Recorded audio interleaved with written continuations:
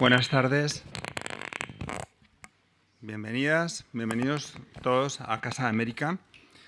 Es un placer recibirles hoy para este encuentro en torno a la Alianza Digital Unión Europea, Latinoamérica y Caribe en el marco de la presidencia española de la Unión Europea de 2023. Quiero saludar muy especialmente al secretario de Estado para la Unión Europea, Pascual Navarro, a todos nuestros ponentes de hoy, a José Ignacio Torreblanca, representante del European Council on Foreign Relations en España, y al resto de los ponentes, Marta Blanco, presidenta de la COE Internacional, Eva del Hoyo Barboya, directora general de Políticas de Desarrollo Sostenible, Lucas González Ojeda, director adjunto de la representación de la Comisión Europea en España, Susana Malcorra, la ministra Susana Malcorra, asesora senior en el Instituto de Empresa, entre otras cosas, y Pascual, y ya está, estos son nuestros ponentes. Y bueno, y muchas gracias a todos ustedes por venir hoy a Casa de América. Algunos de los asistentes hoy son colaboradores estrechos de Casa de América en muchas de las actividades que llevamos a cabo aquí. Hoy vamos a abordar este tema que tiene tanta importancia. En Casa de América, como quizás ustedes sepan, estamos celebrando 30 años. Casa de América fue fundada en 1992 y en este año, en nuestro 30º aniversario, estamos dedicando especial atención a reflexionar sobre un poco cuál ha sido la evolución de las propuestas que Casa de América está acompañando, impulsando desde el origen, desde su fundación hasta hoy, cuál ha sido el desarrollo de esas ideas y cuál es la situación actual de América Latina, de sus relaciones con España, con la Unión Europea y cuáles son los desafíos para los próximos 30 años. Entre estos temas, sin duda alguna, el aspecto de la revolución digital ocupa un lugar destacado. Y como corresponde, Casa de América ha dedicado atención a este tema. En los últimos meses hemos tenido por lo menos 2 encuentros importantes en torno a este asunto. Tuvimos uno coorganizado con la OEI sobre la educación y la influencia digital en la educación. Y tuvimos otro coorganizado con el BIT sobre la justicia y las tecnologías, los medios digitales en el uso y la aplicación de los procedimientos de justicia en América Latina. El tema digital tiene importancia en nuestro caso, en el continente americano, porque ayuda a paliar o a disminuir de alguna manera las consecuencias de uno de los principales problemas, quizás el principal problema de la región, que es la desigualdad. En América Latina es el continente, como todos sabemos, pues, en donde hay mayor desigualdad social y económica y con unas adecuadas políticas de impulso de la digitalización se puede conseguir resolver, en cierta manera, algunos de los obstáculos que esta realidad estructural del continente plantea.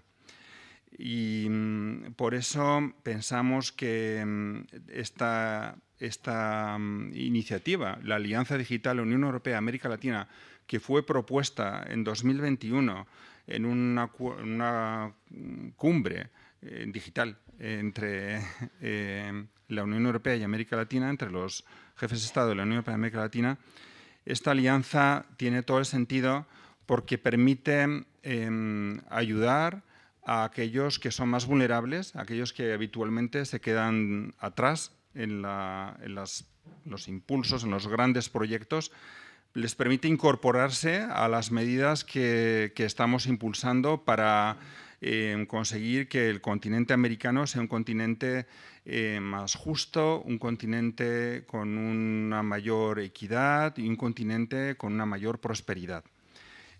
Por eso, pues agradezco mucho la iniciativa que han tenido los organizadores de esta actividad, asumida y coorganizada también por Casa América, y les deseo una muy fructífera tarde de discusión y de debate, con la esperanza de que lo que se proponga aquí termine influyendo de manera decisiva o sensible sobre el terreno en el continente que a todos nos interesa y nos preocupa. Muchas gracias.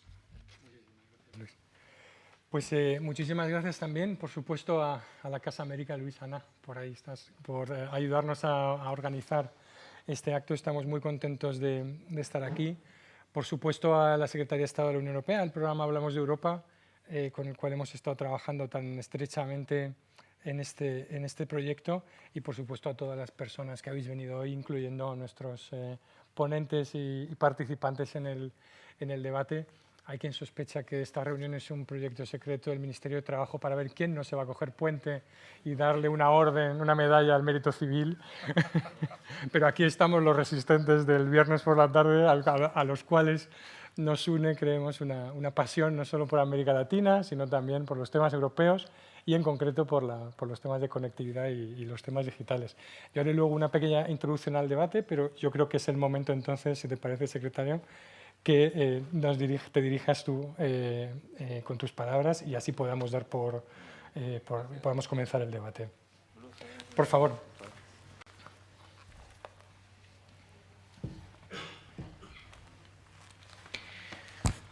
Muchas gracias, Nacho. Siempre es un...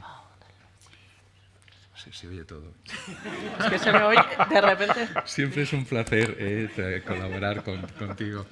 Y también, Luis, me hace mucha gracia. Antes le comentabas a Eva mira, cuando yo estaba en Brasilia, yo creo que nos une haber estado destinados en Brasilia, habernos dedicado unos años a América Latina. Eso deja una huella indeleble en todos los profesionales que hemos estado trabajando en estos países, y la vocación por trabajar por la relación con América Latina, por la relación entre Europa y América Latina, por la cooperación entre Europa y América Latina, por la diplomacia pública entre Europa y América Latina, pues siempre se nos queda. Y para mí siempre es un placer volver a esta casa y volver a recuperar a amigos de épocas anteriores. Y muchísimas gracias por tu presentación.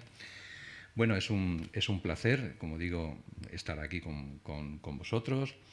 Es un acto que consideramos relevante y que nos importa mucho, porque es en el contexto de la preparación de la presidencia española del Consejo de la Unión Europea en el segundo semestre del año que viene. Faltan unos meses, 9, ¿no? Estamos ahora en el proceso de preparación de la presidencia, de lo que nos corresponde a la presidencia. Luego explicaré un poco, quizás no todos sabéis en qué consiste la presidencia. Yo creo que es útil que os lo resuma un poquito para entender el contexto en el que se sitúa el trabajo que estamos aquí hoy apoyando, escuchando y realizando. Y en este contexto de preparación estamos dialogando con todos los sectores, comunidades autónomas, partidos políticos, con nuestros socios, con las instituciones, etcétera, y también con la sociedad civil. Y una parte importante de este diálogo con la sociedad civil lo hemos estructurado, sociedad civil en un sentido muy amplio, ¿no? Lo hemos estructurado a través del programa de Hablamos de Europa, como ha dicho Nacho. Y este acto en concreto para nosotros es muy importante porque toca una de los expedientes que para nuestra presidencia, pues como todos sabéis, ha sido anunciado por el propio presidente de Gobierno, por nuestro ministro en varias ocasiones, va a ser algo a lo que vamos a prestar particular atención, que son las relaciones entre la Unión Europea y América Latina, ¿no? Y en ese contexto estoy aquí, pues hombre, encantado de volver a estar con Nacho. Nos hemos visto en muchos, no voy a decir fregados, ¿no? Muchos saraos. Muchos saraos, eso está bien. Y bueno, efectivamente a Susana, a Marta, bueno, de nuevo nos volvemos a ver. Es un placer estar con todos vosotros, con Eva, y espero también vuestras contribuciones, ¿no? Y aquí he venido a explicaros lo que queremos y luego a escuchar lo que nos dais, o sea que básicamente depende de lo que vosotros vayáis a contribuir, ¿no? Las relaciones dentro de la Unión Europea y América Latina, pues sabéis que ya de entrada, y lo voy a insistir a lo largo de lo que os voy a comentar, es fundamental para nuestra presidencia. Nosotros queremos aprovechar la presidencia para relanzar las relaciones entre la Unión Europea y América Latina. No sé si me has oído antes hablando con los embajadores, era justo como te has ido para venir a este acto. Vamos a ver, yo creo que lo ha explicado nuestro ministro e incluso el presidente en varias ocasiones. ¿Qué es lo que pretendemos? No es organizar una cumbre por el mero hecho de organizar una cumbre o de pedirle o de apoyar al presidente del Consejo de la Unión Europea que organice una cumbre por el mero hecho de hacerlo. Lo que nosotros buscamos es volver a intentar, una vez más, que la Unión Europea establezca una relación estratégica con América Latina. Es la única región del mundo con la que la Unión Europea no tiene una relación estratégica estructurada. La única. Es absolutamente incomprensible porque, como sabéis, es una región con la que la Unión Europea comparte mucho, valores, economía, historia, cultura, etcétera, etcétera. Es un momento particularmente complicado, estamos en mitad de la crisis de la guerra de Ucrania. Es la única región del mundo que, salvo 4 excepciones, creo, 5, ha votado por ahora con nosotros en Naciones Unidas. África no, África se ha dividido por mitad, es significativo. Y bueno, es el momento de que Europa mire a América Latina y América Latina mire a Europa como socios estratégicos en un mundo global donde tenemos, efectivamente, es un mundo complicado, donde está la intervención de China, la nueva intervención de Rusia, y es el momento de hacerlo. Pero de hacerlo de una manera estructurada, luego lo diré, y donde en el contexto de la presidencia española, el contexto de las relaciones y donde está el interés que tenemos por esta alianza digital, que ya ha indicado algunas ideas Luis y supongo que insistirá Nacho.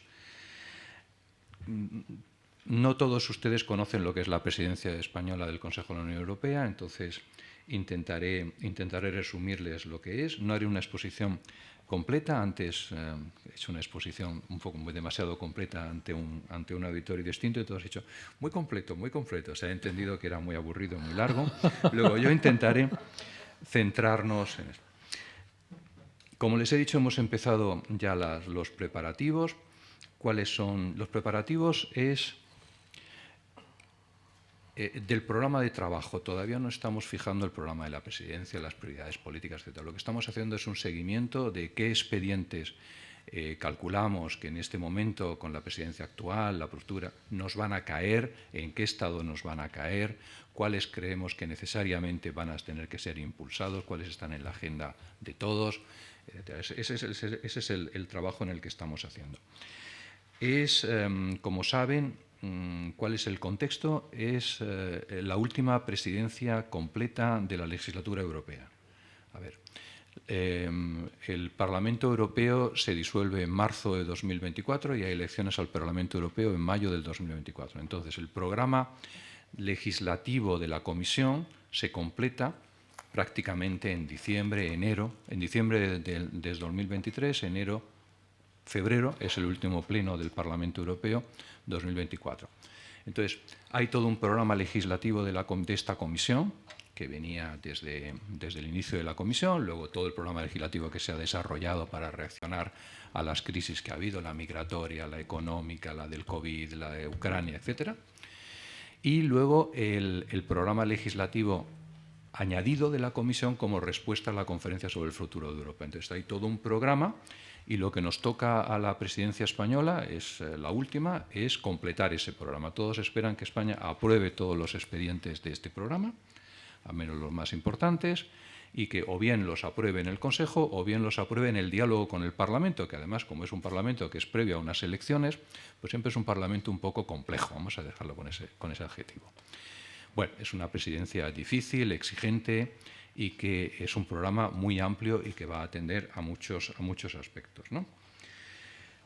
Estamos ya preparando todas las estructuras de trabajo para ello, toda una serie de reuniones en Bruselas, una serie de reuniones que van a tener lugar en España, de las que se está hablando mucho. Habrá un Consejo Europeo informal, como todos ustedes saben, en Granada, muchísimas reuniones ministeriales, muchísimos actos preparatorios con la sociedad civil. Volveremos a reunirnos pues con muchos actores y esto culminará con la presidencia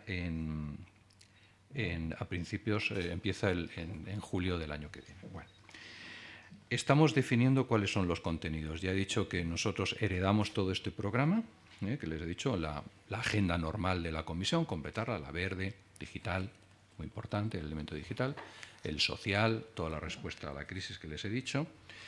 El presidente del Gobierno ya ha mencionado un decálogo de cuáles son las cuestiones que más nos interesan, pero bueno, yo creo que todo esto lo saben, toda la cuestión de ciudadanía europea, cohesión social y territorial, la cuestión del mercado energético, la acción por el clima, juventud, autonomía estratégica, etc.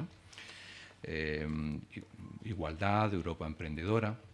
Esas son las ideas que España en esta ocasión va a intentar desarrollar durante esta presidencia. Vamos a prestar particular atención a la cuestión de la autonomía estratégica, que va a ser una de las ideas esenciales de nuestro Consejo Europeo Informal. Bueno, es un tema que, si ustedes tienen algún interés, se lo desarrollo un poco más en detalle, pero en fin, es un poquito. Esta autonomía estratégica y mercado interior es una de las particularidades de las políticas europeas y nos importa muchísimo.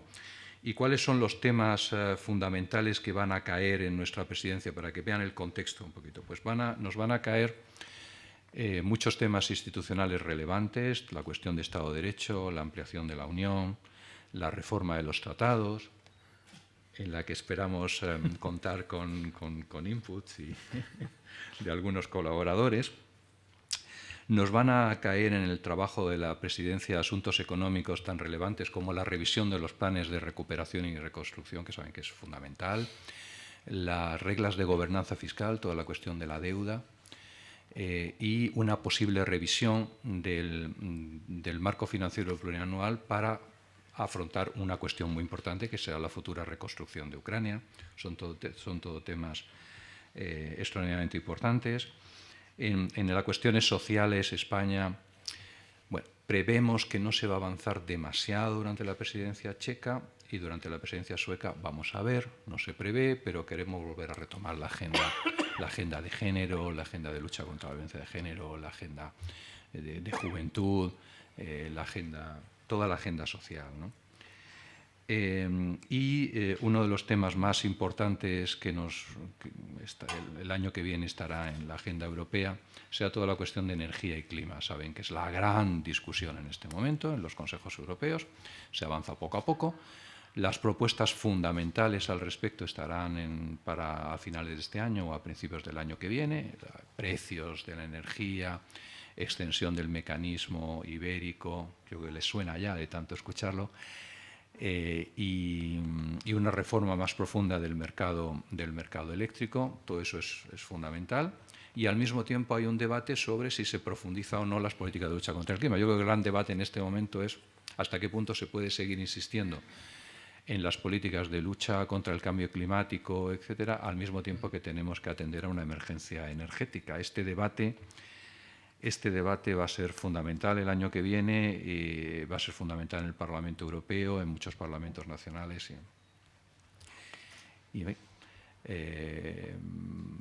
Quizás sea uno de los más, en mi opinión, más relevantes, ¿no? Y en Europa, en el mundo, en relación de Europa con el resto del mundo, pues ahí, evidentemente, pues vamos a atender a todas las áreas, todas las regiones, pero hay dos en particular que España siempre tiene un valor añadido, vamos a prestar particular atención, que no es ninguna sorpresa, es la vecindad sur y América Latina, ¿no? América Latina por las razones a las que he aludido antes, ¿no? Pensamos que todo el mundo espera que lo hagamos. La propuesta de una cumbre no solo surgió de nosotros, fue una propuesta de las propias instituciones y de muchos Estados miembros. Dijeron, mira, es que hace 7 años que no se hace, si no la impulsa España, pues no se hace. En este momento de crisis, etcétera, es fundamental que alguien lo haga. Entonces, hay como un consenso generalizado, empezando por las propias instituciones, el presidente del Consejo Europeo, la presidenta de la Comisión, en que eso sea así. Como saben, la propia presidenta de la Comisión, en su programa de trabajo para el año que viene, ha incluido una agenda para América Latina y el Caribe. Por consiguiente, ya se está preparando desde las instituciones esta cumbre, ¿no?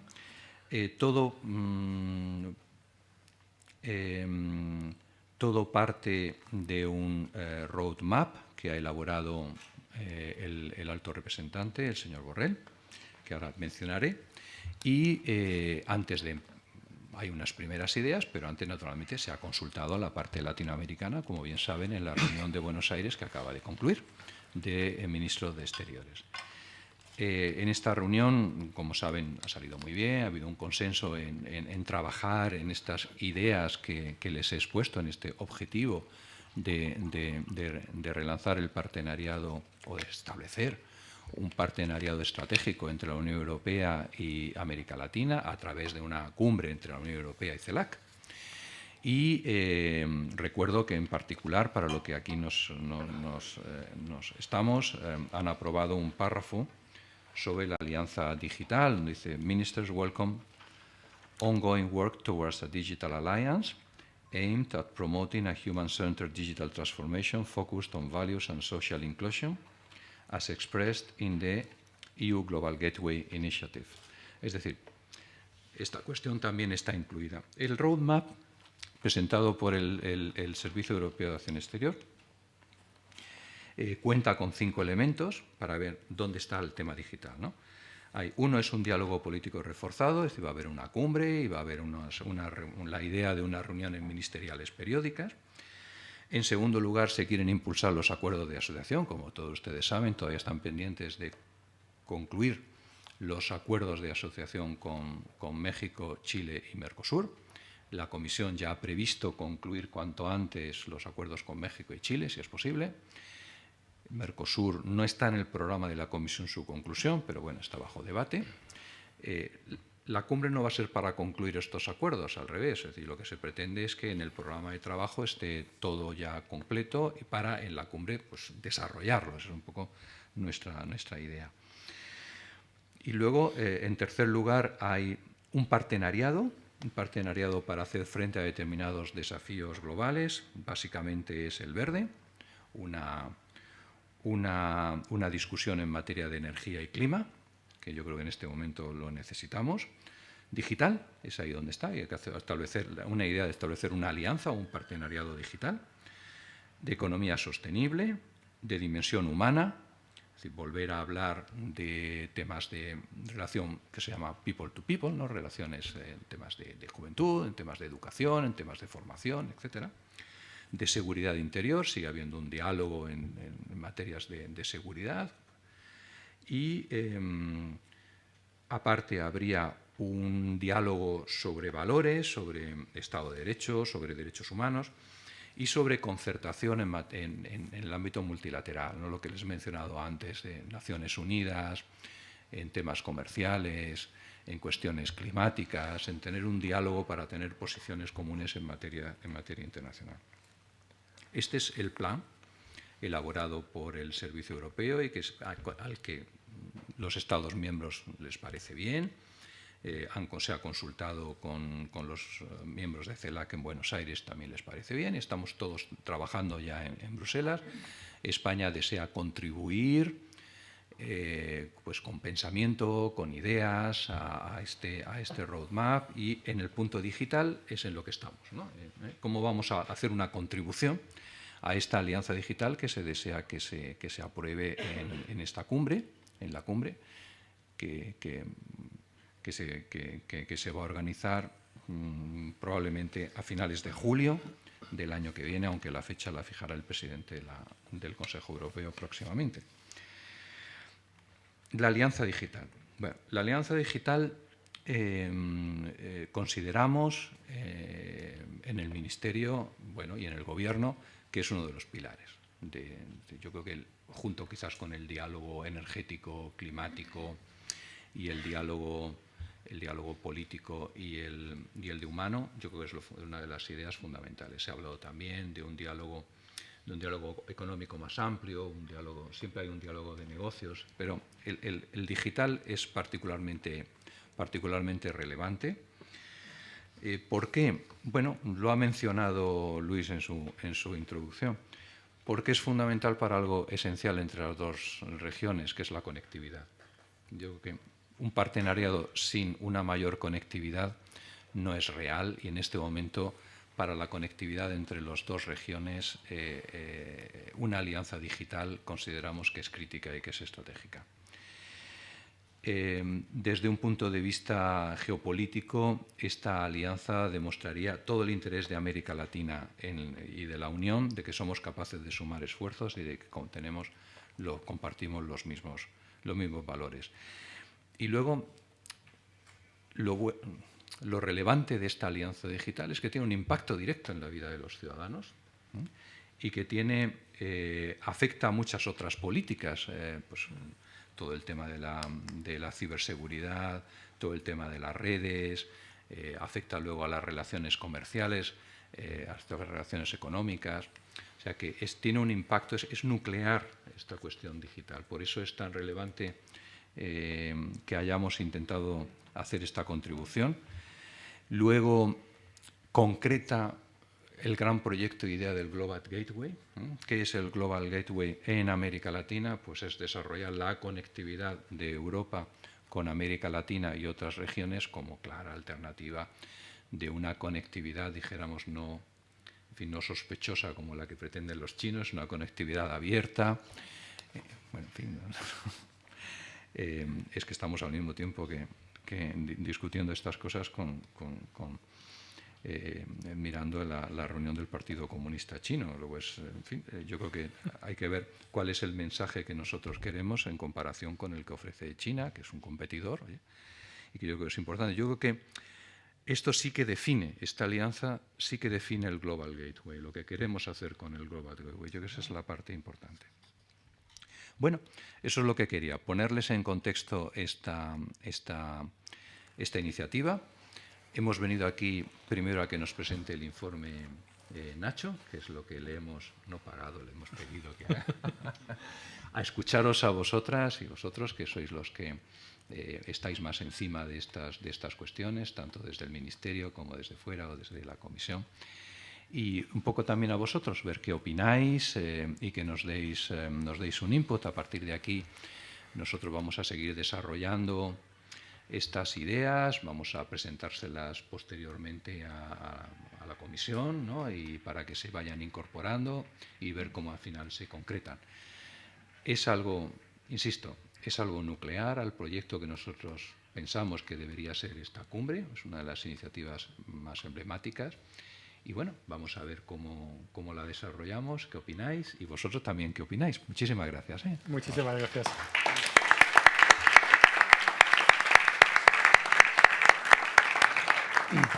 Bueno, pues muchísimas gracias, Pascual, porque efectivamente, ¿no?, has llevado el debate y la presentación al punto exacto que necesitábamos. Nosotros no hemos venido a hablar de nuestro libro, mi coautora Carla Hobbs y yo aquí ya nos hemos expresado por escrito y en público, o sea que nuestras ideas están ahí plasmadas y son por lo tanto conocidas. Lo que hemos querido con vuestro apoyo ha sido abrir ese debate, hasta qué punto la Unión Europea es capaz de hacer una oferta de valor y de valores, las dos cosas a la vez, a ver cómo de difícil es compaginar estas dos cosas. Nosotros llevamos trabajando en este tema de geopolítica y tecnología desde hace algún tiempo con el apoyo de algunos de nuestros patrones que están aquí también hoy, de Telefónica, del BBVA, del Ministerio de Exteriores, la Fundación Mercator, Nokia, algunos otros. Llevamos tiempo trabajando en esta cuestión, pero es cierto que veíamos que iban saliendo todas las áreas geográficas, ¿no?, los partenariados digitales en el Indo-Pacífico, con África, y nosotros no tenemos un programa de América Latina, pero dijimos, ya está bien, ¿no?, vamos a ver por qué y cómo puede ser, y si tenemos ahora esta oportunidad de por fin hacer una aproximación estratégica en un momento que tanto la pandemia como luego la guerra creo que nos dan a todos, especialmente creo a Europa, una segunda oportunidad de establecer ese diálogo estratégico que versa inevitablemente en torno a los temas de conectividad, pero a muchos más temas que están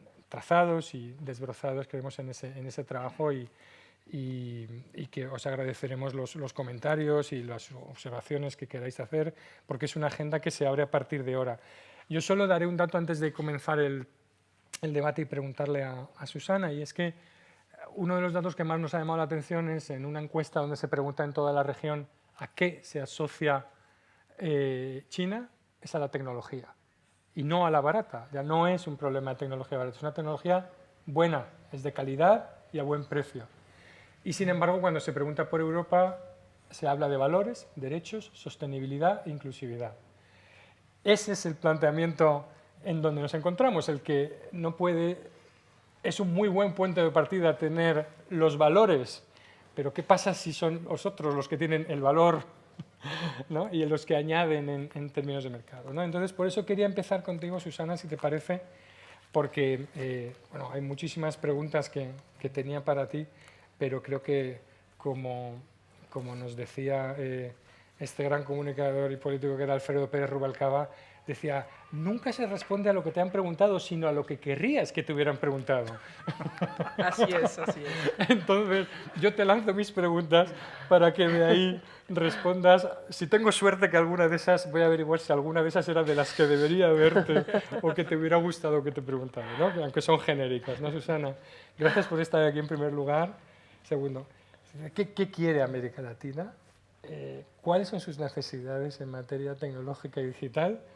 ¿Qué espera de la Unión Europea? ¿Cómo se percibe a su vez la rivalidad con China o el antagonismo con China y Rusia, pero también con Estados Unidos, donde también se percibe, ¿no? ¿Y qué es lo que deberíamos ofrecer? Espero haber acertado con que alguna de esas fuera la que te interesara haber respondido. Bueno, definitivamente. Lo único que entiendo que tengo que responder a todo eso en 10 minutos. En 10 minutos y luego tenemos un ratito para seguir. Bueno, en primer lugar, gracias Nacho, gracias a Casa América por tener la oportunidad de estar acá. Secretario, ha sido un placer escucharlo y tener su perspectiva. Me gustó mucho en su perspectiva escuchar, por ejemplo, que la importancia de los votos de Latinoamérica en la definición de ciertas cuestiones. Hay que tenerlo muy presente eso, porque eso no sale naturalmente. Es el producto de una historia, de una cultura, de un pasado, de una visión compartida de valores, pero también es el fruto de un esfuerzo y un trabajo continuo, ¿no es cierto? Entonces, me parece que precisamente es eso en lo que voy a enfocarme en parte para responderte. Segunda cosa que quiero decir es, Nacho, Carla, felicitaciones por el trabajo. Me pareció muy, muy bueno el trabajo que han hecho. Me parece que es comprensivo, que realmente describe muy bien la situación actual y las perspectivas. Así que chapó por el trabajo. Creo que es realmente un muy buen punto de partida. El informe, de nuevo, describe todas las necesidades y abarca la historia reciente, incluyendo el impacto del COVID, ¿no es cierto? Que no es menor en la temática de la digitalización, no solamente la digitalización, pero por lo menos en esa temática, que ha puesto en evidencia que se han acentuado aún más las enormes diferencias entre los que tienen acceso y los que no tienen acceso, en un contexto que, como en el del COVID, era absolutamente fundamental tenerlo, ¿no es cierto? Era lo que hacía la diferencia para tener una posibilidad de sobrevivir en el momento de la pandemia. A mí me gustaría contextualizar tu pregunta y decir que Europa, y voy a agregar, y Estados Unidos, acá los voy a poner juntos, después los voy a diferenciar, han estado muy distraídos con Latinoamérica. Muy distraídos. El hecho de que el secretario resaltara algo que sabemos, pero que lo dijera, que es la única región con la cual no hay un acuerdo estratégico, lo pone en evidencia. Desde mi punto de vista, y yo sé que acá estoy hablando, me arrogo a hablar por Latinoamérica, autorización que no tengo por parte de nadie excepto ser Argentina. Es inadmisible que no haya un acuerdo estratégico con Latinoamérica, es fruto de olvidos que cuestan. Y eso hay que entenderlo. Los olvidos cuestan. Lo que ha pasado en el interregno es que China ha ganado espacio. Y ha ganado espacio con una visión y acá quiero enfatizarlo, con la típica visión de China, de mediano-largo plazo, una visión muy estratégica, una visión que enlaza el negocio y los intereses con el soft power, que hace ese trabajo de tejido muy sofisticado, les digo, porque lo he vivido como ministra de Relaciones Exteriores de mi país, ¿no es cierto? Es un vínculo que está muy calibrado, muy trabajado y que viene de muchos años. Solo para darle una idea, en el año 2000 yo era directora delegada de Telecom Argentina, estaba en el sector privado. Huawei ya estaba presente Huawei en la Argentina. Eran en el concierto internacional de la tecnología, todavía eran la nada misma. Ya estaban. Y ya estaban con su presencia y con su interés y con su inversión. Entonces, tenemos que ser conscientes de esto. Han hecho inversiones en áreas estratégicas, ustedes las mencionan en su trabajo. Las tierras raras son un área de inversión muy importante que pasó de largo para casi todos. En temas de telecomunicaciones, en observación del espacio. Es algo que por ahí nos perdemos de vista en esto de lo digital. El espacio es un elemento central de todo esto. Y tenemos que incorporarlo. Me parece que España en ese sentido tiene un rol para jugar porque hay importantes capacidades que se pueden primero usar de Latinoamérica y aplicar de Europa a Latinoamérica, es decir, en los dos sentidos. Todo lo que sea surveillance, en donde obviamente China ha ocupado tanto espacio, bueno, todo esto ha sido producto de estar distraídos, como mínimo. Esto ha sido palpable y yo voy a mencionar algo que también mencionó el secretario de Estado, el tema del Mercosur. Yo sé que usted dijo que es imposible pensar, no dijo imposible porque los diplomáticos nunca decimos imposible, pero que es casi imposible pensar en que esté resuelto. El Mercosur es una piedra en el zapato muy grande. Y es difícil proyectar estratégicamente hacia adelante teniendo eso no resuelto. Hay que ser muy francos y que nosotros tenemos una parte de la responsabilidad, diciendo por nosotros los que estamos del lado del sur, sin duda, pero que los que están del lado de Europa tienen muchísima responsabilidad también, sin duda.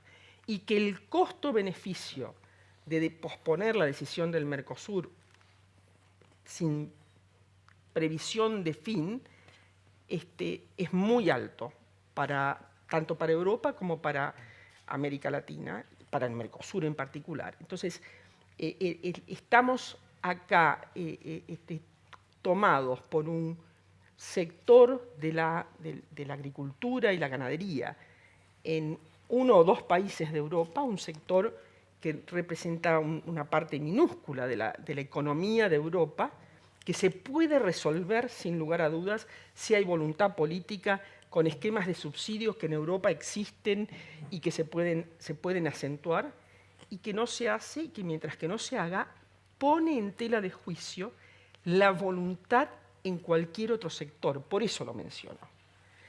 ¿Cómo confiar en que va a haber lo que tiene que haber hacia adelante si algo que está tan largamente discutido no se termina de resolver? ¿Qué necesita la región? Para que veas que sí respondo. La región tiene un enorme problema de espacio fiscal, un enorme problema. Prueba de ello es que es imposible para la región encarar algo que se parezca mínimamente a los ambiciosos programas que ha lanzado la Unión Europea y el propio Estados Unidos, ¿no es cierto?, o Canadá. Esto solo hace que se ralenticen, que se hagan más difíciles las recuperaciones estructurales que son necesarias. Hay todo un problema de financiamiento, y quiero resaltar el problema de financiamiento porque el financiamiento va a pasar a ser el tema central de acá en adelante. Los tipos de intereses cero desaparecieron, los tipos de intereses alrededor del 10% están, y los que saben del tema, no soy yo, dicen que estar para quedarse por una década, por lo menos. Entonces, el horizonte que estamos mirando es un horizonte en el cual la cuestión del financiamiento no es menor, es central. Claramente, la mayoría, y esto lo mencionan en el trabajo que han hecho, la mayoría de los países de la región son middle income countries, es decir, no pueden ser objeto de cooperación, de ayuda. Hay que encontrar formas creativas dentro de las instituciones financieras multilaterales para contribuir a aliviar esta cuestión del financiamiento. Y esto sí lo podemos hacer trabajando conjunto como parte de un proyecto de partenariado. Tú dijiste algo que es muy importante. Los latinoamericanos, la dirigencia y los pueblos, los ciudadanos, se sienten cerca de Europa, se identifican. Hay quienes dicen que los argentinos, y acá hablo de mi país, viajamos mucho a Miami, pero cuando realmente queremos viajar, queremos venir a Europa. Europa simboliza lo que nosotros creemos que es el modelo hacia el cual tenemos que ir. Eso es una enorme ventaja competitiva de Europa respecto de cualquier otro, no solo de China, inclusive de Estados Unidos. Ahora, esa ventaja competitiva hay que trabajarla. Entonces, ¿qué veo yo que es una oportunidad? Y con esto termino para no robar más tiempo. Primero, Europa se está parando, y creo que bien, en esto de articular algo que sea un intermedio entre el modelo de China, donde China es el dueño de la tecnología, el Estado, y el modelo de Estados Unidos, donde el dueño de la tecnología son 5 compañías que controlan el mercado y que tienen un valor más grande que el Producto Bruto Interno de la mayoría de los países del mundo. Entonces, Europa está ahí articulando algo desde la regulación, desde el entendimiento de la aplicación de la tecnología, desde el respeto a los derechos humanos, desde el reconocimiento de la invasividad de estas nuevas tecnologías, desde el manejo de las redes sociales, etcétera, etcétera, etcétera. Ese reservorio, ese trabajo regulatorio que Europa está haciendo y en el cual está invirtiendo tanto, tiene que nutrir el vínculo con Latinoamérica. Y es importante que así sea, porque ahora voy a las empresas. Las empresas que están en Latinoamérica, en el área que nos interesa, y muchas de ellas son españolas, han estado allí desde los años 90 como mínimo. Han tenido enormes oportunidades de negocio.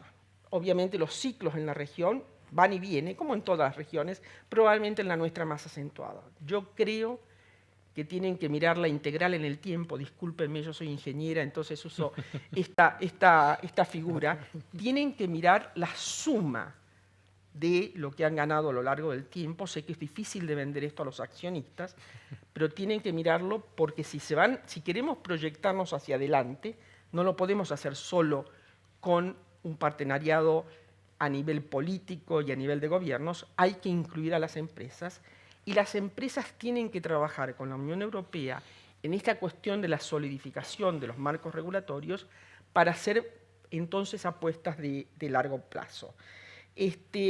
Yo creo que es natural que la Unión Europea sea un socio privilegiado, que votemos en conjunto en muchos sitios, por muchos temas, y eso solo se logra con una mutua confianza, concretando cosas, no solo con dialéctica, y ahí es donde vuelvo a mi tema del Mercosur, el acuerdo con Chile o el acuerdo con México, y probando que nos acompañamos en cosas de interés mutuo.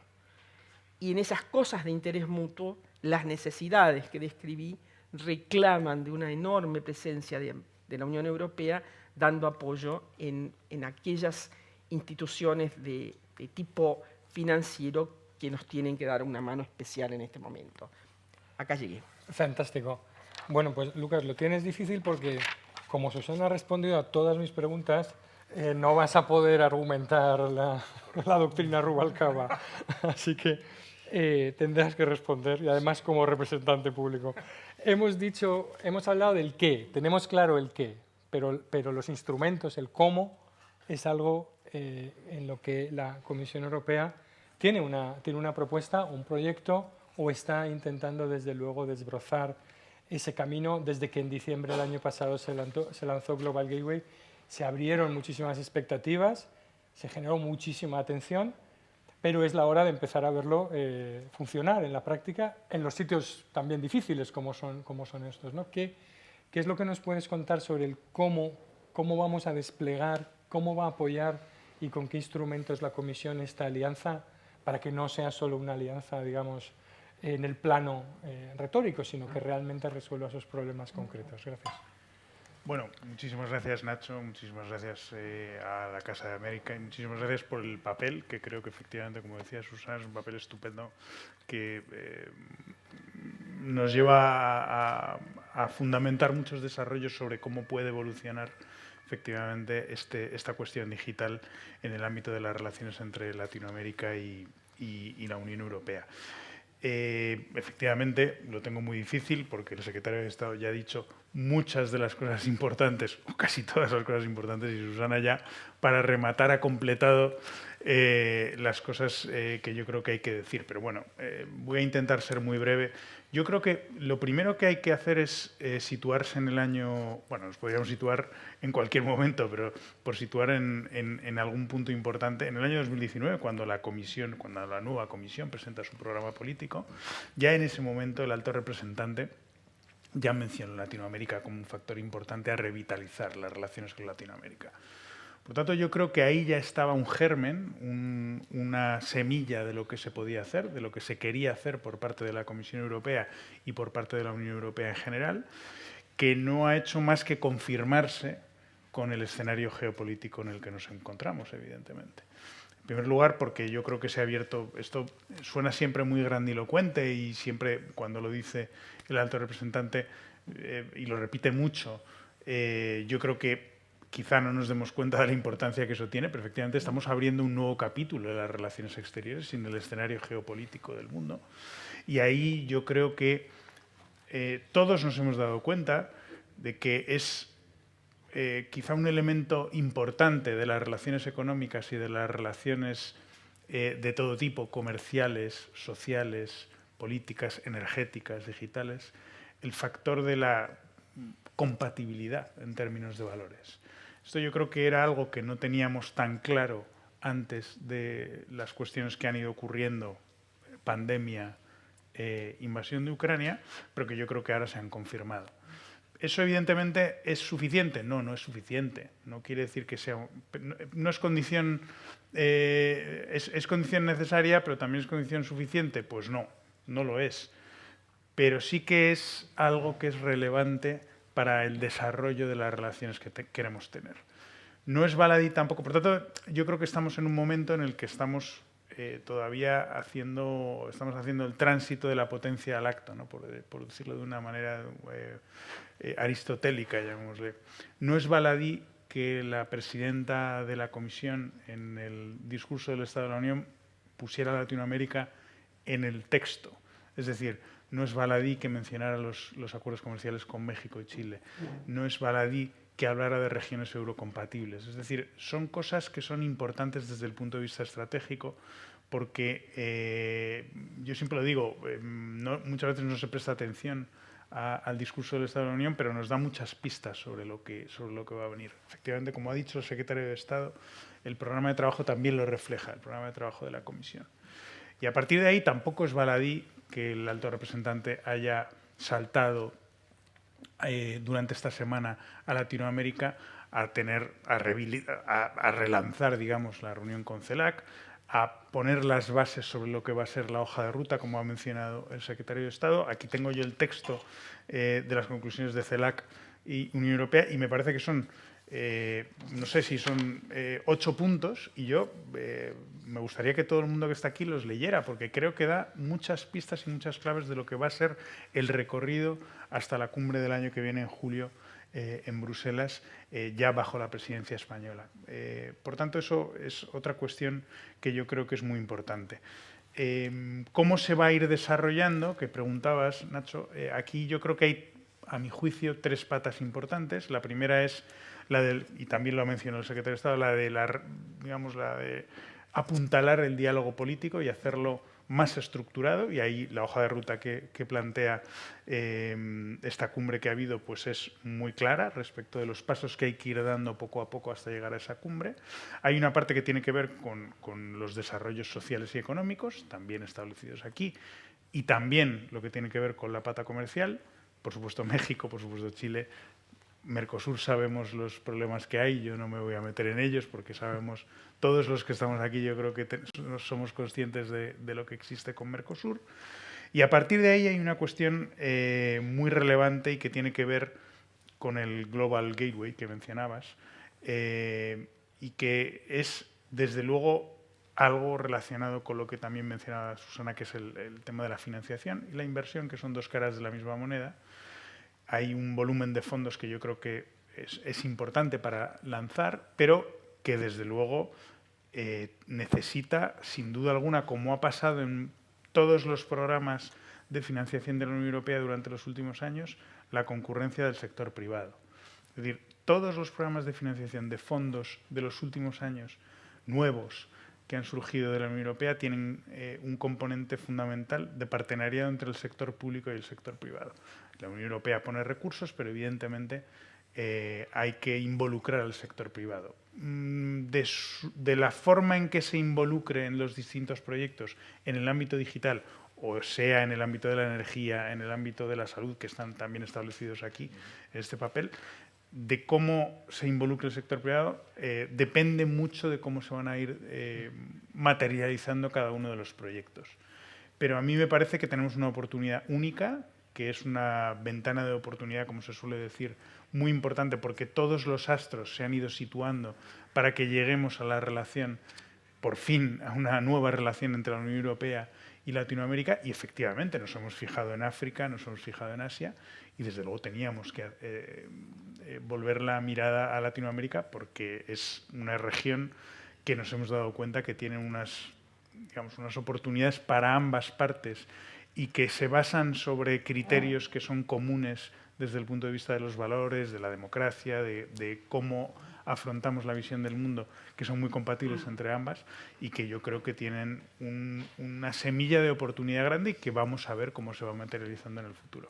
Genial, muchas gracias, Luca. Pues Eva, que viene precisamente de Buenos Aires, de estar en la cumbre, ¿no? de la CEPAL, de ministros de tecnología, también de exteriores, ¿no? De exteriores, perdón, de la región. Habrá una cumbre posterior en Uruguay de ministros de tecnología. Yo creo que nadie mejor que tú para que nos cuentes también, y en referencia a algunas de las cuestiones que se han suscitado, cómo se hace la cooperación en materia digital con todos estos países que son tan dispares, tan desiguales, y con unos instrumentos que no son los clásicos, ¿no?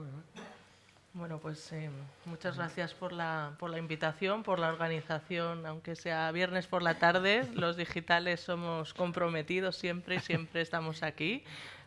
24/7 justo, y me digo digital porque bueno, yo soy funcionaria de transición digital, quiero decir que comparto con Susana, soy ingeniero también o ingeniera, y bueno, me unen estos dos mundos, ¿no? Felicidades también por el paper, un viaje a Buenos Aires cunde mucho y las 25 páginas iban fluyendo, muy buen contexto, la verdad que me ha gustado mucho, análisis de la situación desde diversas dimensiones y primeras propuestas de cómo se puede ir avanzando hacia adelante, hacia la cumbre, ¿no? Entonces, bueno, me ha gustado mucho y ojalá se hiciese en otras transiciones o en otras, sé que Salvador y están en la idea, ¿no? También de tratar otras transiciones, etcétera. Bueno, ahora cómo ponerlo en práctica, ¿no? La semana pasada, o hace 2 semanas, precisamente estaba en el evento a nivel de los funcionarios de transición digital, de los TIC. Hablaron, España está en el 7º lugar del índice DESI, que es el índice de servicios digitales y economía, ha avanzado 2 puestos desde el año pasado. Madrid y Berlín, primeras ciudades en servicios públicos digitales a sus ciudadanos. Quiero decir que la oferta, ¿no?, de servicios públicos digitales está ahí. Ahora bien, en toda la mañana no se mencionó la palabra internacional, global, apoyo a otros países, apoyo a Latinoamérica. No surgió ese debate, ¿no? Estamos mirándonos a nosotros mismos en ese tema desde el punto de vista de lo público. En mi opinión, hay 4 niveles que deben confluir para que toda esta oferta y toda esta alianza se den. En primer lugar, el diálogo político. Yo creo que la UE, como el secretario ha mencionado, está ahí, lo sabe perfectamente. También desde España, para que sea una alianza de toda Europa, pero efectivamente España tiene una posición de liderazgo. Yo creo que se ve. Desde otro punto de vista, la cooperación, ¿no? La cooperación al desarrollo sostenible también creo que está ahí, está lista. El trabajo en digitalización y en sociedad de la información ha sido muy poco últimamente. En los últimos años no es un tema que se haya tocado, pero sí que se tocó cuando España tenía fondos, ¿no? Antes de la crisis era un tema bastante que salía en los planes directores, había guías de TIC y cooperación, y yo creo que podemos retomar, si no ha sido una prioridad explícita, sí que ha sido una prioridad implícita y la estamos retomando. Poco a poco estamos viendo cómo podemos volver a esa arena. La administración, como digo, la administración pública tiene unos servicios que ofrecer y creo que tiene que estar ahí, y por supuesto el sector privado. Yo creo que tienen que confluir estas 4 cosas. Todos estamos haciendo cosas, ahora hay que unir los puntos para que esa alianza tenga todos sus elementos. No nos tenemos que olvidar que las TIC son la base para que los derechos y la dimensión social se cumpla. Educación, sanidad, justicia. El otro día estuve en Buenos Aires, antes de ir a la cumbre, inauguré un concierto, inauguré con otras muchas personas, evidentemente, un congreso de las defensorías de derechos públicos, cómo el sistema de información está dotando a toda la región de una nueva forma de actuar, porque ofrece monitorización, datos. Entonces, al final, todos los servicios públicos y el ejercicio de los derechos recae en lo digital. Y por eso me ha gustado mucho la frase, bueno, la idea del informe, ¿no?, que tú precisamente has sacado ahora, diciendo que a Europa se le reconoce por los derechos, los servicios públicos, pero a China por la tecnología. Esto es algo que yo creo que de cara a en la alianza tenemos que cambiar esa percepción. ¿Por qué? Porque la digitalización no son los servidores, no son solo los grandes aparatos, el hardware, es todo lo que va, es desde regulación y leyes, que yo creo que Europa domina y España domina. Tenemos la Carta de Derechos Digitales, la transposición de las directivas de mercado único y de servicios, programas y planes de política, y luego viene también, claro, el acceso, o sea, el tema físico, pero mucho, y lo señaláis en el paper también, el tema de las brechas. Con 50% de la población que no se puede conectar, pues hay una brecha social muy grande. Precisamente eso es Europa. Yo creo que tiene todos los miembros, y yo creo que transformar la idea de que lo digital es solo en lo que otros competidores son fuertes, yo creo que en toda la oferta, en la oferta integral, que incluye desde regulación hasta la oferta de servicios públicos, Europa tiene un liderazgo que puede empezar a ofrecer, ¿no? En ese sentido, yo creo que, y ya voy terminando, una parte muy importante de la región, y sabemos los fondos que van del Global Europe, ¿no?, son muy reducidos, pero evidentemente, y lo habéis mencionado antes, tenemos que trascender lo que es ayuda oficial del desarrollo. La cumbre de CEPAL ha sido un clamor porque los índices no sean índices de renta solo por los que se clasifican los países, sino la apuesta por índices de vulnerabilidad o algún combinado de índices que haga que que otros factores, y lo hemos visto con COVID, ¿no? Cuando hay sistemas débiles, cualquier fluctuación da lugar a una recaída hacia situaciones anteriores que no...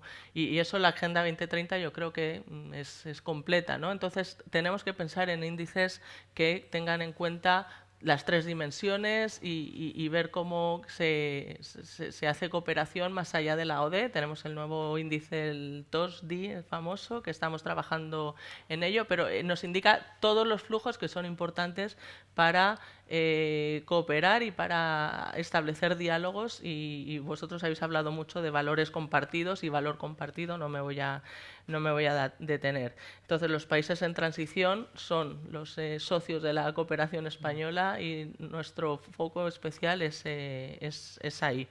Bueno, yo lo dejaría aquí. Yo creo que es importante precisamente eso, decir que hay bases de todas las transiciones, la digital es una de ellas, y nos lleva a una sociedad de derechos, y yo creo que ahí Europa tiene mucho camino recorrido y más que recorrer. Qué bien.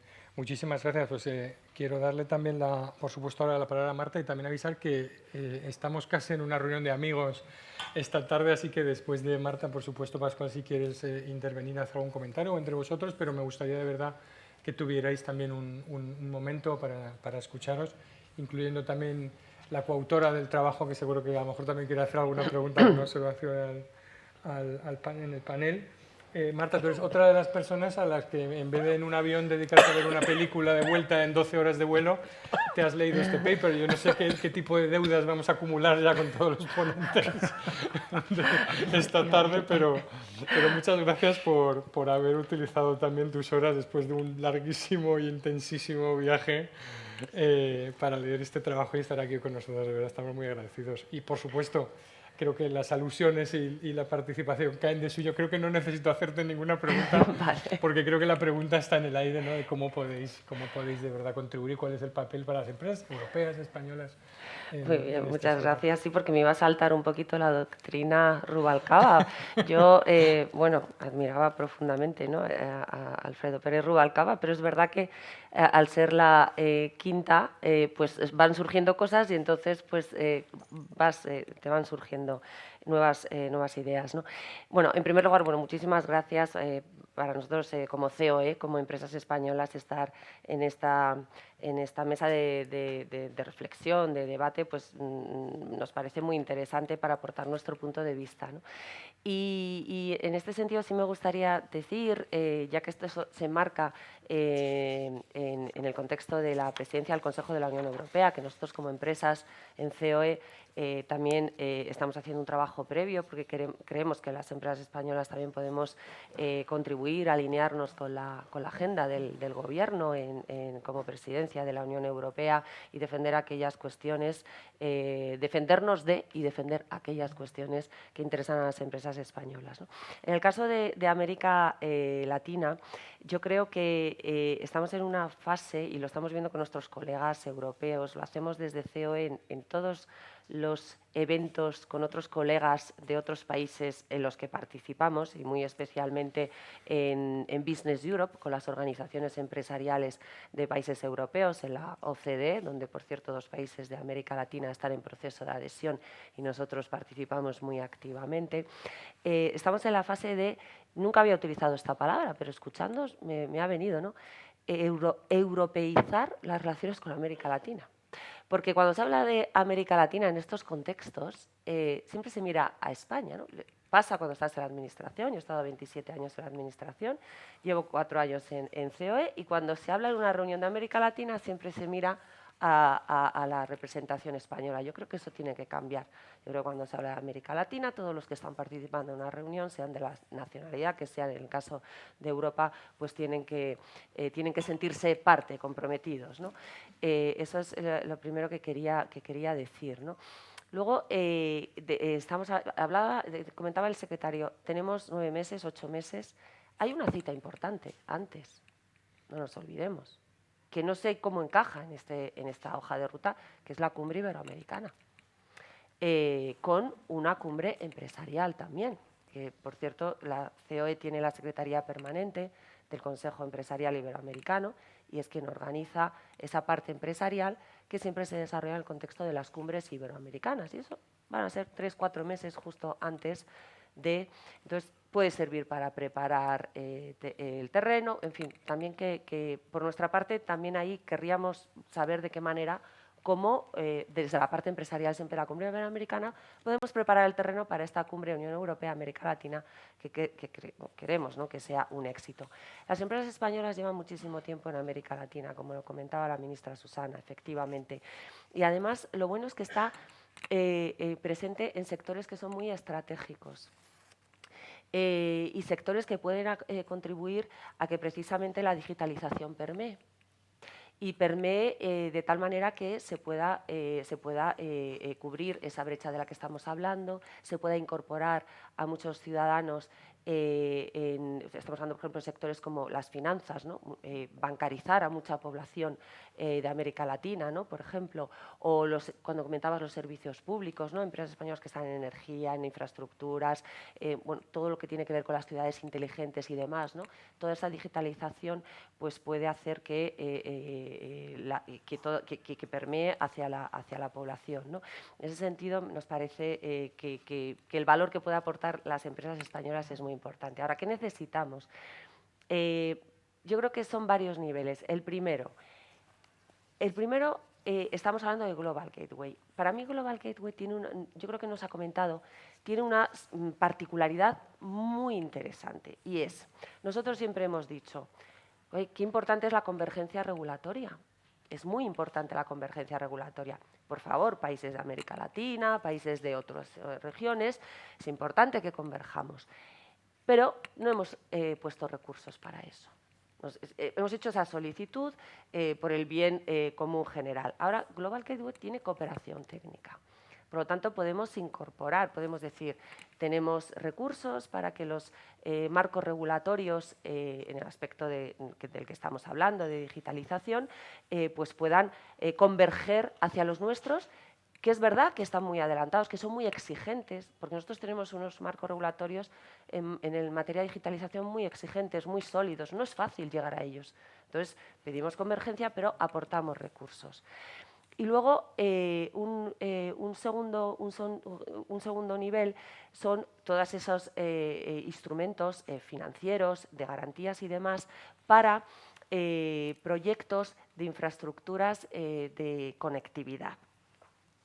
Y ahí, claro, estamos hablando de invertir, claro que tiene que invertir el sector privado, por supuesto, pero esto es lo de siempre. El sector privado, bueno, necesita garantías, pero necesita también marcos regulatorios estables, marcos regulatorios predecibles, para que las inversiones se puedan llevar a efecto, ¿no? Entonces, también en este ejercicio que estamos haciendo, podemos tener esa convergencia, podemos tener esos marcos regulatorios que atraigan a la inversión extranjera y con estas características, ¿no? Y luego, un tercer nivel, aparte de estos proyectos de conectividad, sería hacer que de verdad esta conectividad, estas infraestructuras lleguen a la gente y que pueda ser accesible a todas las personas. Y para eso deberíamos ser capaces de identificar proyectos que se beneficien de la conectividad y de todo este ejercicio regulatorio, en el sentido de hacer proyectos en términos de salud, en términos de formación, en términos de sanidad, o sea, de esos servicios públicos de sanidad, de tal manera que la población perciba que todo este esfuerzo que se le está pidiendo, que los gobiernos perciban que todo este esfuerzo que se le está pidiendo, al final aterriza, ¿no? Y llega a los objetivos todos deseados, ¿no? Entonces, bueno, pues en este sentido, nosotros como empresas y como CEO en particular, ¿no?, yo creo que estamos muy comprometidos con esta cumbre Unión Europea-América Latina. Creemos que es importante que se acompañe de una cumbre empresarial. Creemos que es importante que en el entorno de la cumbre política, en las mismas fechas y lugares, puesto que habrá jefes de Estado, de Gobierno, ministros, se celebre porque hay que buscar esas alianzas público-privadas de las que hablamos y hay que tejer todo este ecosistema que estabais comentando todos, ¿no? O sea, esa sería. Muchísimas gracias. Pues tengo alguna pregunta por aquí, alguna observación. Sí, ahí al fondo, por favor, se puede también decir su nombre para que el panel lo identifique. Felicitaciones por este encuentro.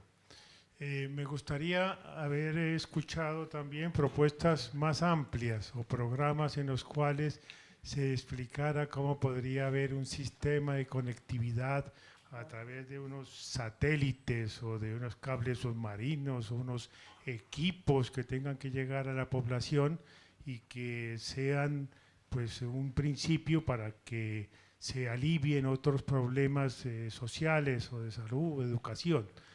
Esa es una pregunta. Y la otra es que yo creo que en el mundo global de hoy pues existen todas las competencias posibles y no se le puede mirar mal a un chino o a un americano porque tenga una tecnología de una naturaleza o de la otra, sino que tenemos que compartir con esas alianzas también con esos países que tienen mucha tecnología.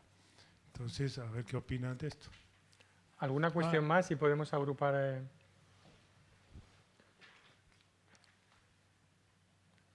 Bueno, pues podemos volver y retomar el debate mientras surge alguna pregunta. No sé, secretario Pascual, si quieres también abrir parte del debate con alguna observación sobre lo que se ha dicho y podemos también continuar. Yo sí no tengo reserva también de preguntas que me gustaría hacer. Bueno, pues añádela. A ver. Bueno, realmente hay un tema que no hemos tratado, pero en el que en el trabajo prestamos bastante atención. Realmente dos, ¿no? Uno es en el ámbito de derechos, hasta qué punto es posible aspirar a que esa declaración, y es parte de lo que España ya ha hecho, que es aprobar una declaración de derechos digitales. Hay en proceso, ¿verdad, Lucas? También una declaración europea de derechos digitales. No sé hasta qué punto vamos a poder aspirar a llegar a una declaración euro-latinoamericana de derechos digitales, o por lo menos a crear ese marco, porque hay algunos países de la región que están muy avanzados también en estas cosas. Hay grandes disparidades. Hay países que son pioneros en algunas de estas cuestiones. A lo largo de nuestras entrevistas que hemos hecho para este trabajo, tanto en Chile como en Colombia, muchos países nos dicen que solo, bueno, de hecho solo Argentina y Uruguay tienen el dictamen conforme de adecuación de datos a la directiva europea, y que eso es un elemento importantísimo para desbloquear inversiones en centros de datos, en servicios digitales, y en parte se nos quejaban de que ese proceso es muy lento, es muy burocrático, la Comisión intenta que lo que hay al otro lado se parezca a lo que hay a este, cuando en cada país se ha organizado de una forma distinta, ¿no? Y una de las propuestas que hacemos aquí también es, con esa cooperación técnica de la que hablaba Eva, el decir, bueno, ¿cómo podemos conseguir que en este periodo de tiempo que tenemos por delante, hasta la cumbre, realmente empujemos un poco más decisivamente para el hecho de que países cuya legislación y cuya vocación está alineada con la nuestra realmente entren en ese espacio? Porque una vez que obtienes un dictamen conforme de adecuación de datos, estás en el mercado interior de la Unión Europea a los efectos, ¿no?, de datos. Esta es una de las cuestiones, ¿no? Y otra de la que hemos tratado bastante, que en el ámbito de los derechos, tiene que ver con precisamente la ética y la inteligencia artificial. Cuando se hablaba de esas empresas, es que hay estándares de reconocimiento facial que no son iguales y sobre todo no son compatibles, ¿no? En los programas de ciudades seguras y de ciudades inteligentes en la región vemos una penetración en el sector de seguridad de determinadas empresas que no son o que plantean muchísimos problemas. Y luego, sobrevolando también en este ámbito, y eso, Susana, también tú lo has vivido porque lo citamos ahí, cuando el gobierno Macri intentó cerrar o renegociar los términos de establecimiento de Russia Today en Argentina, como decís allí, hubo un gran quilombo, ¿no? porque hay mucha resistencia y porque hay una penetración importante y ha habido un daño importante a las democracias en la región por parte de procesos y injerencias externas. Es decir, que no toda la presencia extranjera es suma, sino que hay elementos que son bastante disruptivos también, ¿no? Pero por eso me parece que podemos también continuar un poco el debate con esto y y ver que hay bastantes elementos quizá para aposentar esa relación en este tiempo, ¿no? No sé, Lucas o también Susana, sobre estas cuestiones, ¿no? Mira, primero responder a la persona que habló desde la audiencia. Me parece que lo que usted plantea está bien, excede el marco de del tiempo y la oportunidad que teníamos ahora. Eso va a un nivel de detalle, pero efectivamente se necesita, como parte de los planes más concretos, aterrizar esto en conectividad tanto satelital como a través de cables submarinos. Todo eso tiene que ser parte de lo que estamos trabajando, pero me parece que excede lo que podíamos cubrir hoy, ¿no? Pero usted tiene razón.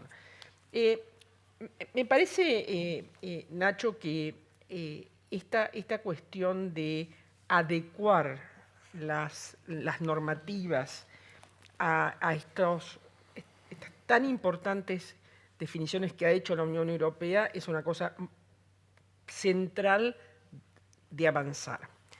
Creo que hay que ser muy consciente que hay una disparidad entre los países y hay países que están más cerca de poder hacerlos y hay países que están más lejos, con lo cual yo sería cauta con hacer de esto un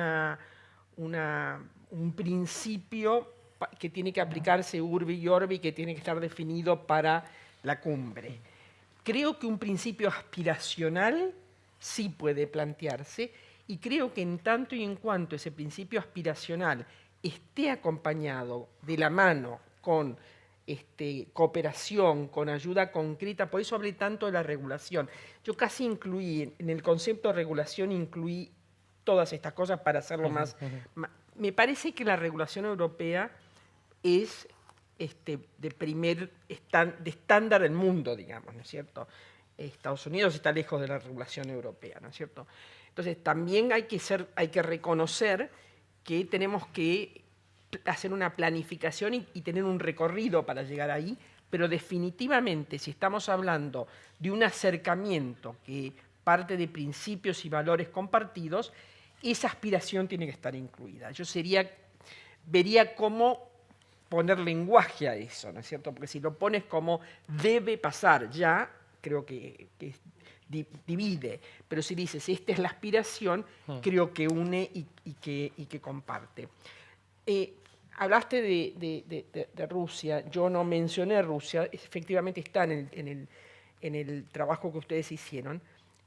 Algunos me deben haber escuchado decir esto. Rusia es el actor más oportunista del mundo. Es extraordinaria la capacidad que tienen con una mínima inversión lograr un máximo retorno para sus intereses. Yo trabajé muchos años en Naciones Unidas, lo vi en Siria, por ejemplo, ¿no?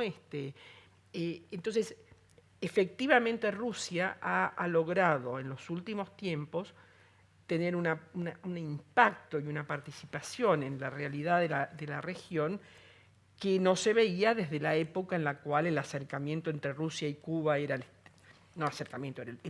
totalmente estrecho en la relación, que terminó con la caída del muro de Berlín y con el hecho de que Rusia no estaba en condiciones de seguir apoyando a Cuba.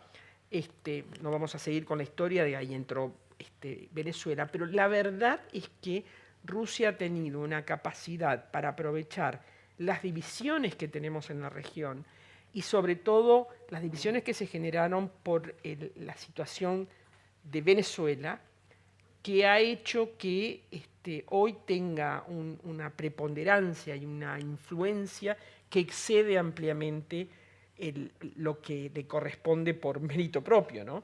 Entonces, eso es un tema que tenemos que trabajar, porque lo hemos visto no solamente en Latinoamérica, lo hemos visto en el mundo, que capacidad de influencia, por ejemplo, en procesos electorales, tiene Rusia. Así que es un tema delicado. A mí me parece que, y con esto termino, no lo dije antes, pero no lo quiero dejar de decir, la región tiene un enorme deber pendiente, que es el de integrarse y de trabajar unidos mucho más de lo que lo estamos haciendo. La región está muy dividida y parte de la oportunidad que tenemos hacia adelante es unirnos entre nosotros alrededor de temas comunes para llegar mejor preparados a ese diálogo con la Unión Europea, porque seguramente los temas comunes van a ser mucho más cercanos a aquellos que la Unión Europea le interesa.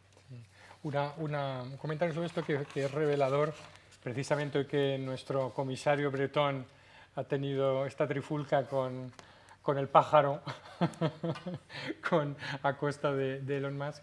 Pero es verdad que, por ejemplo, muchos gobiernos en la región, incluso parlamentarios, ¿no?, cuando hablan de temas de desinformación, miran con mucho interés el proceso regulatorio europeo por el cual primero hemos iniciado un diálogo con las plataformas del 18, ¿no?, hasta hoy, y al final, con 2 oleadas sucesivas de diálogo regulatorio, hemos acabado aprobando una ley de servicios digitales que encauza esto, ¿no? Muchos representantes de gobiernos, de ONGs, de parlamentarios en la región, algunos con los que hemos hablado nos dicen, es que yo cuando tengo un problema con Twitter tengo que llamar a la embajada americana para que me ponga en contacto con Silicon Valley. Es decir, no existe ni siquiera el marco en el que en un proceso electoral, cuando ves que hay una disrupción porque quieres proteger tu proceso electoral, no hay un número de teléfono, esto que se decía de Europa, deme el número de teléfono, no hay un número de teléfono al que pueda llamar ninguno de estos gobiernos durante un proceso electoral para decir, oiga, párenme este tipo de procesos y cuestiones. Y esa experiencia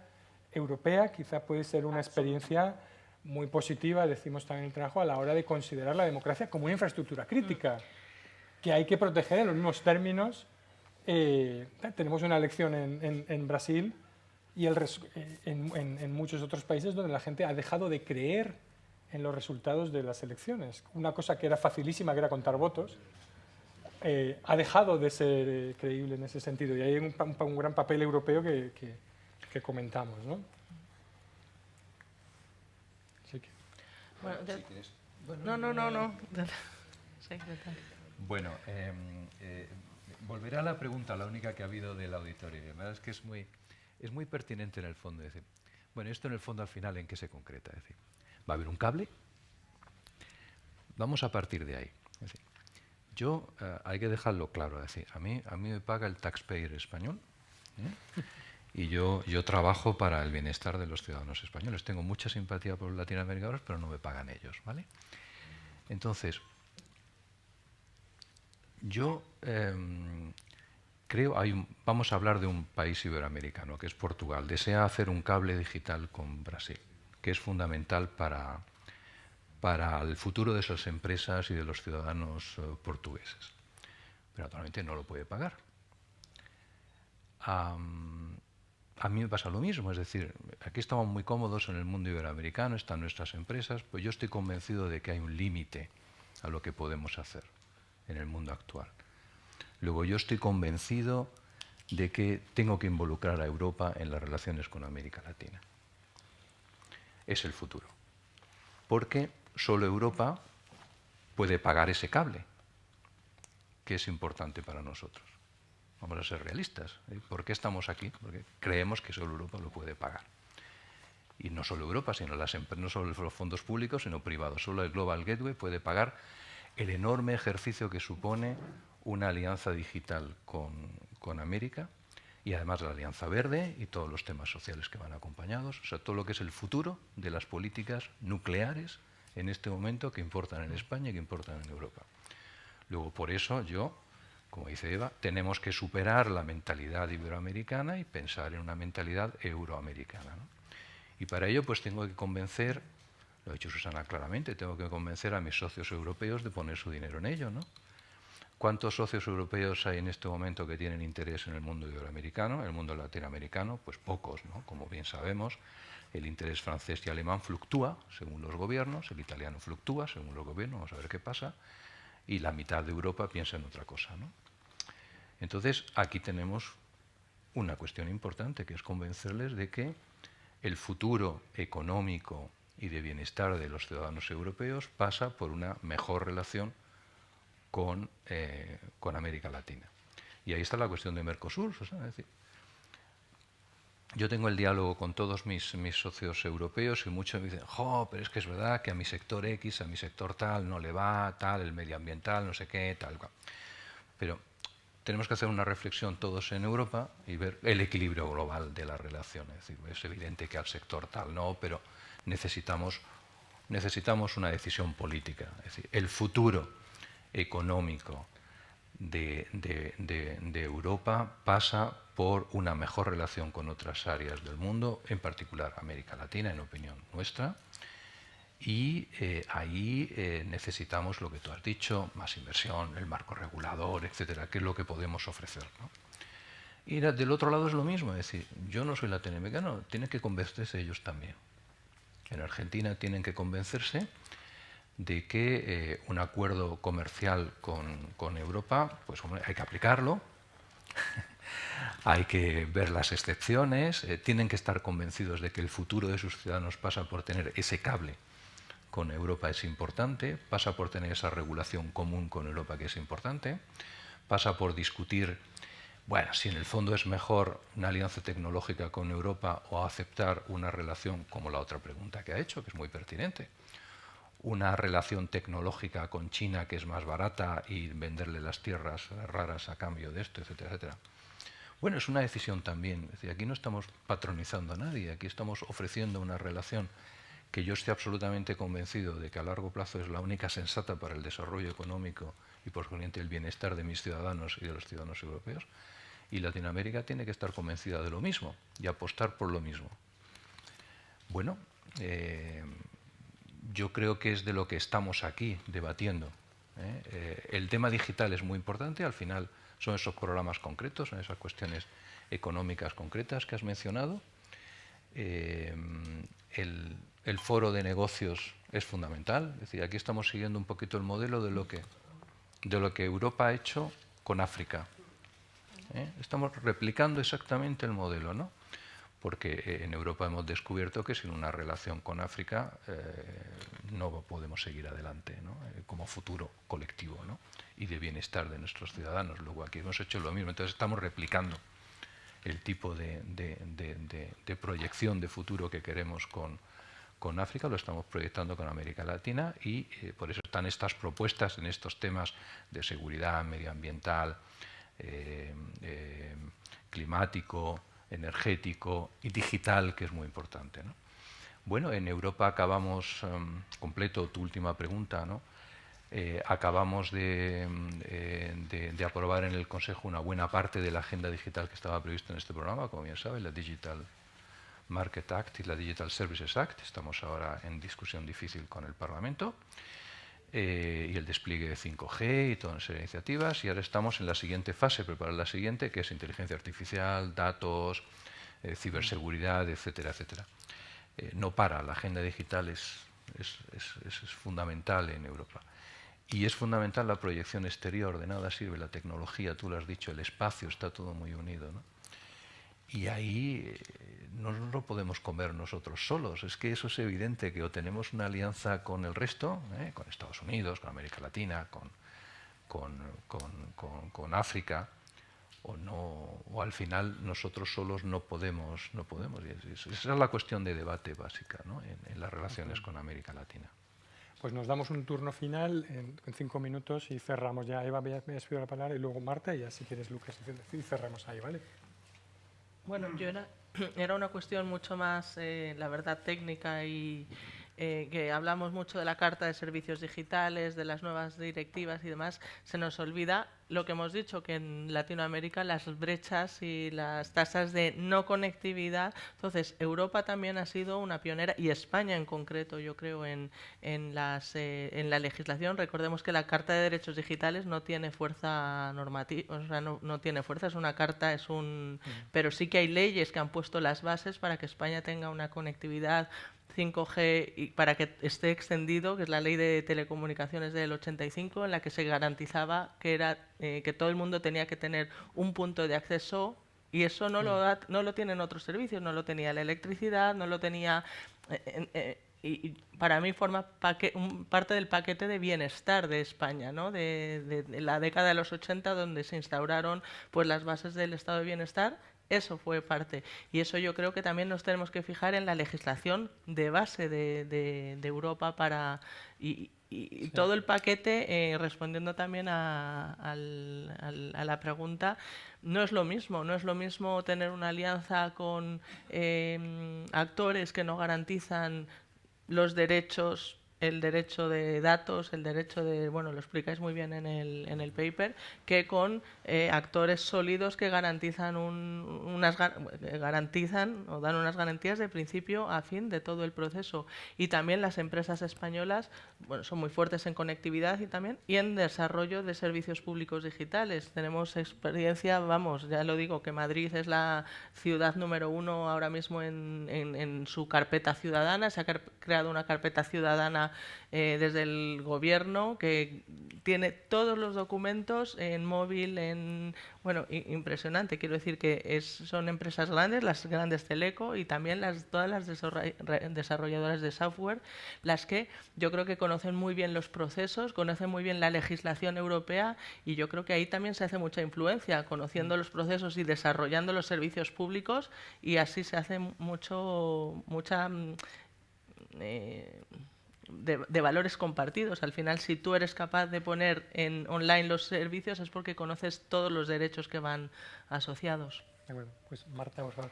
Pues sí, 2 puntos y medio después de lo que has dicho. El medio es, efectivamente, cuando hablamos de digitalización, de todas maneras, no pensemos solamente en las empresas españolas estrictamente digitales, porque esto tiene un impacto sectorial. O sea, nuestras empresas agroindustriales, nuestras empresas del sector automoción, todas estas empresas llevan soluciones digitales que pueden contribuir a la digitalización de los países donde están trabajando. O sea que tiene un impacto desde el punto de vista empresarial más alto. Esto es lo medio.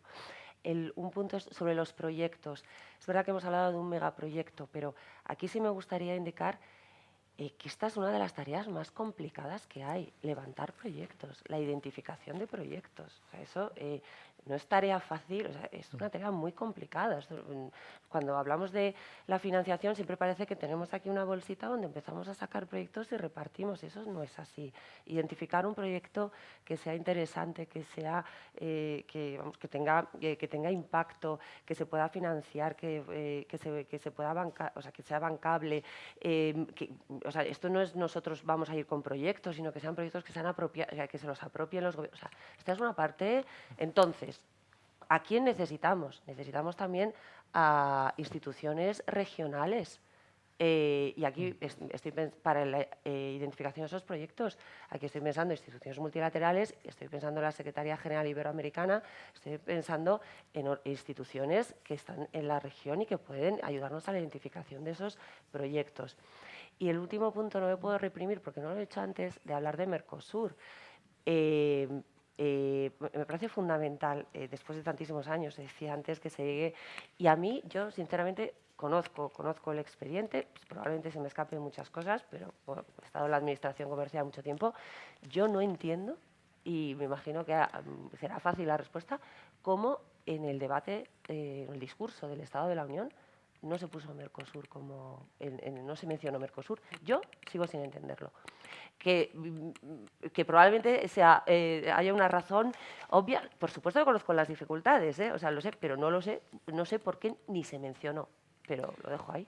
Pues ahí está, y casi rompemos relaciones diplomáticas con Estados Unidos por unos submarinos en el Pacífico, creo recordar, de algún vecino nuestro que se expresa, que es capaz de europeizar sus intereses de una forma muy digamos, firme y clara, pero quizá nos falta a nosotros, ya se ha resuelto, nos falta quizá ahora ese músculo quizá, ¿no? para poder impulsar Mercosur, pues por alusiones, y ya cerramos. Yo creo que ya lo he mencionado, ¿no? Yo creo que todo el mundo sabe las dificultades que hay, tampoco conviene insistir sobre el tema, ¿no? Sabemos lo que hay, sabemos las dificultades que tiene Mercosur y en fin, ahí están.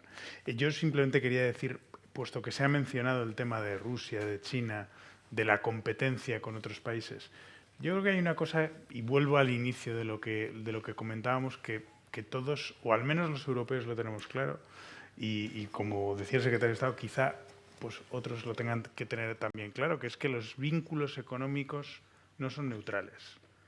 nos hemos dado cuenta. Eso lo tenemos presente todos los días y lo estamos viendo en el impacto que tiene en la seguridad energética y que tiene en otros aspectos, ¿no? Los vínculos económicos no salen gratis, no son neutrales y, por tanto, tenemos que tomar decisiones desde el punto de vista de las relaciones comerciales y económicas, no solo teniendo en cuenta pues, el precio, no solo teniendo en cuenta las ventajas, digamos, inmediatas que eso nos ofrece, sino otras cuestiones que tienen que ver con lo que hemos mencionado de los valores, etcétera, etcétera. Yo creo que eso es algo importante.